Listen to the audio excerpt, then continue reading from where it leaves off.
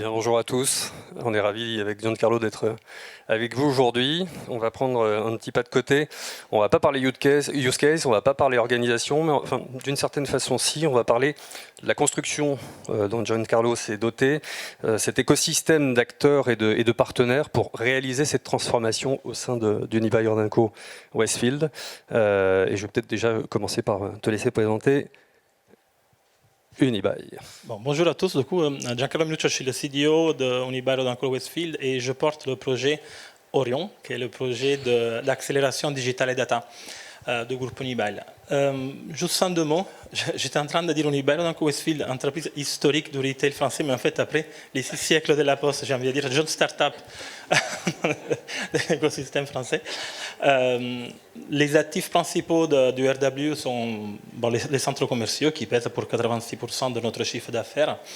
C'est des grands centres commerciaux, je pense que vous les connaissez un peu tous. Donc, la Défense, les 4 temps, la Défense, le Forum des Halles, Parly, Reny, Vélizy, etc., etc. On en a 72 en Europe et aux US. Et on génère aux alentours de 900 millions de visites par an, qui est quand même un gros montant et beaucoup d'occasions en fait, de rencontrer beaucoup de gens et de récupérer de plus en plus de données, dont ma mission au sein du groupe. Et alors, pour ce qui me concerne, je vais vous présenter en quelques mots, parce que ce n'est pas le fond de notre présentation, Epsilon France, qui fait partie donc du groupe Publicis.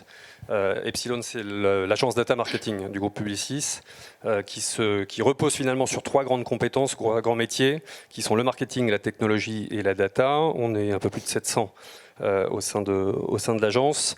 Je vais directement enchaîner, parce que je pense que l'essentiel est après.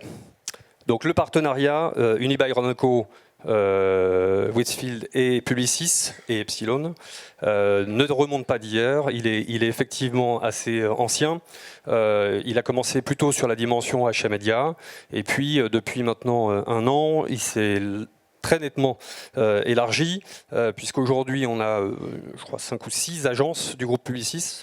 Ça va être ça, 6, voilà, qui accompagne Giancarlo dans cette transformation chez Unibail, dont Epsilon évidemment fait partie. Alors les interventions des différentes agences sont assez larges, du planning strat, du dev, de digital, qu'est-ce que c'est encore, du transfo commerce, et puis de la data bien sûr. J'allais terminer par la data, évidemment, qui est portée par l'expertise d'Epsilon. Voilà, très rapidement, ce partenariat sur lequel, évidemment, Giancarlo va rentrer maintenant dans le détail. Alors, si on rentre un peu dans le vif du sujet de ce partenariat et du coup de la transformation de fond que l'entreprise est en train de mener, on a sur la slide un peu ce qui sont les priorités actuelles de l'équipe au sens large, vraiment Unibail. Mais la vérité, c'est que ces priorités ont bougé énormément dans les dernières années. Moi, quand je suis arrivé, la priorité, c'était de, tout d'abord, commencer à asseoir et gérer et comprendre comment pouvoir gouverner la data, parce que la gouvernance de la data, elle était complètement dispatchée partout, fragmentée un peu partout de l'entreprise. Et commencer à avoir la bonne stratégie de collecte de données, parce qu'on était quand même plutôt pas mal sur la partie digitale, où la collecte de données est plutôt facile, en fait. Mais notre force, en fait, dans le physique, ne correspondait pas à une base de données suffisamment costaud et suffisamment actionnable de notre côté. Donc on a mis en place tout un tas de technologies pour avoir cette capacité à récupérer la donnée quand les gens sont dans nos centres commerciaux, bien sûr tout en laissant compliant 100% à la GDPR, ça, bien évidemment. Ça va mieux le faire. Complètement. Et du coup, maintenant qu'on a la data, on a structuré la donnée, on a une data physique, on a une data digitale, quel est le step d'après ? Et la vision unique du consommateur, c'est le step d'après. Donc, ce matching entre une donnée physique, donc des gens dans le centre commercial, et des gens toujours dans nos assets digitaux, mais du coup, dans un environnement digital, c'est le clé du sujet. Comment on fait pour créer ce matching entre toute cette base de consommateurs qu'on a à notre disposition, mais pourquoi, en fait, la question clé, c'est de dire pourquoi on va arriver à faire ça.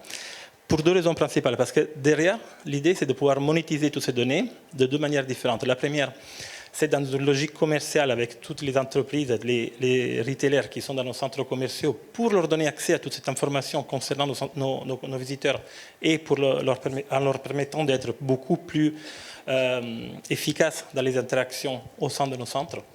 Et de l'autre côté, pour développer de nouveaux revenus via le retail média. Et c'est un peu toute la question de cette présentation. Donc, je vous en parlerai un peu tout à l'heure, mais la logique de retail média et de génération de nouveaux revenus, c'est vraiment la base en fait, de mon boulot et de mon métier aujourd'hui. Alors, quel facteur clé de succès pour arriver à cette transformation? Alors, le premier facteur pour moi, et le gros changement que j'ai vécu un peu sur ma peau dans les dernières années, c'est ce passage de la data de centre de coût à centre de profit. C'est un changement très lourd en fait, qu'on a vécu, je pense nous tous, dans nos entreprises. Au début, on était sur la génération de cas d'usage basés sur la data, et aujourd'hui, l'approche est complètement différente. On peut débloquer des énormes ressources comme on a fait chez Unibail, mais la question de principe, c'est combien on peut générer. Moi, personnellement, j'ai mon compte d'exploitation, j'ai une direction générale qui est tout à fait à l'aise pour me donner des ressources très importantes, mais la question est combien tu génères derrière. Quels sont les nouveaux revenus que tu vas générer, comment on les mesure, et si le compte d'exploitation est profitable, on y va, sinon on arrête. Et ça a été un changement très important, et je vais dire aussi très pratique pour nous, pour notre métier, parce qu'on ne va plus chercher des use cases partout. On se concentre sur les use cases et sur la roadmap de l'entreprise, et on essaie de voir comment la data peut entrer dans les top priorités, dans les top topics de l'entreprise. Et du coup, pour nous, c'était simple et clair. Ma direction générale m'a dit, aujourd'hui, avec nos loyers, on n'arrive plus à faire la croissance. On peut gérer la stabilisation de nos revenus, mais on n'arrive plus à faire la croissance. Donc, comment on fait pour générer de nouveaux revenus? Et le brief initial, c'était, je suis sûr que grâce à la data, on peut y arriver. On peut générer cette couche additionnelle de nouveaux revenus, mais maintenant, il faut définir la stratégie, définir les moyens et voir comment on peut y arriver. Du coup, la création de ce business model très centré sur les logiques des retail médias, c'était un peu le premier, j'ai envie de dire, des facteurs clés de succès. Oui. Et après, une fois qu'on a dit qu'on a défini un peu les idées, on a défini un peu notre stratégie, les points d'atterrissage, en fait, on est complètement seul. Parce qu'on a, je ne sais pas dans vos entreprises, mais chez moi, on n'a pas des équipes insensibles, on a des équipes qui sont quand même plutôt réduites. Et un des sujets clés pour toute CDO, c'est de comprendre quels sont le type de compétences qu'on veut internaliser et celles qu'on veut externaliser, parce que c'est beaucoup plus intelligent et plus smart pour l'équipe de ne pas avoir en interne ce type d'entreprise, ce type de compétences, pardon. D'où le besoin d'avoir tout un écosystème de partenaires qui puissent nous aider à différents moments de la chaîne. Et chez Unibail, la difficulté, c'était exactement ce que Yann disait. On a recommencé à parler de créa, on a commencé à parler de stratégie, on a commencé à parler de positionnement, on a commencé à parler d'optimisation des moyens moteurs, bien évidemment de toute l'utilisation de la data. Et c'est tellement large comme utilisation de tous les différents leviers qu'on a que tout cela était impossible. Donc, j'ai eu la chance de pouvoir me tourner vers Publicis, qui est une agence média avec une pléthore de compétences incroyables à l'interne, et commencer à pouvoir spotter au sein de cet écosystème les meilleures compétences dans les différentes agences pour pouvoir atteindre nos objectifs. Et au bon moment. Et au bon moment, exactement, et au bon moment. Et après, bon, une fois qu'on a fait ça, bonne chance pour coordonner toutes ces agences. Nous, on a des partenaires tech, donc on a un partenariat signé avec Google, qui est notre partenaire technologique. On a du coup un partenariat signé avec le groupe Publicis. Ça fait des dizaines de différents points de contact, pas seulement de personnes, mais de points de contact à gérer. Et du coup, coordonner et gérer cette interaction, c'est le nerf de la guerre, un des points les plus compliqués à gérer et dans lesquels on est plein dedans avec nos partenaires. Ok, donc je vais essayer de synthétiser un petit peu ce que nous a partagé Giancarlo. Ce qui est vraiment intéressant dans l'approche de Giancarlo dans cette transformation, c'est cette capacité qu'il a eue de construire cet écosystème de partenaires, à la fois technologiques et de ressources humaines et de compétences, tout ça pour pouvoir bénéficier au bon moment, c'est pour ça que je peux parler au bon moment, parce que le sujet finalement, il est là, c'est de pouvoir profiter de l'expertise disponible sur le marché, en l'occurrence chez Publicis, au bon moment du projet. Parfois c'était des profils techniques, parfois du planning strat, parfois, enfin voilà, tous les profils qu'on a évoqués depuis tout à l'heure. Et c'est ça qui est assez intéressant dans ce modèle. Finalement, on garde la tête chez Unibail, ça définit la stratégie et ça valide les budgets. En revanche, l'exécution de toutes les actions opérationnelles à mener ont été déléguées effectivement au groupe Publicis. Et en particulier évidemment à Epsilon sur la partie data. Voilà ce que je voulais vous partager avec Giancarlo aujourd'hui. Je ne sais pas si vous avez des questions. Il reste un peu. Oui. Je ne sais pas s'il y a un micro pour les questions, non? Oui. J'en profite. Attends, j'arrive. Merci. Bonjour, merci, très intéressant. Une petite question sur, du coup, préciser l'offre de Retail Media. Quelles sont les données, quel type de données vous avez mis dans la marmite et pour quelle offre de Retail Media? Merci beaucoup pour la question parce que c'est le cœur de mon métier, donc j'en profite pour en parler. En fait, on offre Retail Media super large.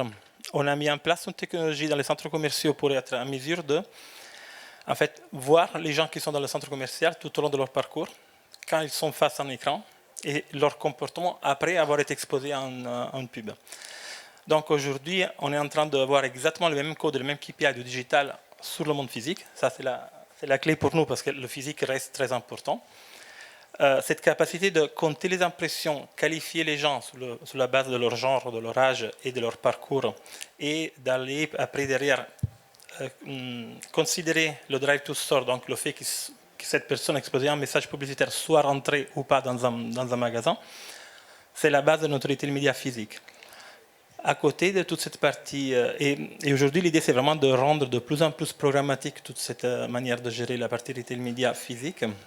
Et après, comme je vous disais auparavant, l'idée c'est d'arriver à faire ce link avec la partie digitale et du coup donner la possibilité aux marques de parler à un même consommateur avant son arrivée dans le centre commercial, pendant sa visite dans le centre commercial et ensuite, une fois qu'il sera sorti, grâce à ces différents types de données qu'on arrive à matcher tout ensemble. Je ne sais pas si ça répond à votre question. Vous avez d'autres... Oui, donc juste pour préciser... Je suis désolée, excusez-moi, mais normalement, il n'y a pas d'échange. On vous invite à aller après sur les stands. On en a ouvert une, mais voilà, on recadre juste. On vous laisse continuer l'échange juste après. Je vous laisse conclure et, pour qu'on puisse passer après à la suite. Il y a d'autres questions? Du coup, on avait terminé. Voilà. Merci beaucoup.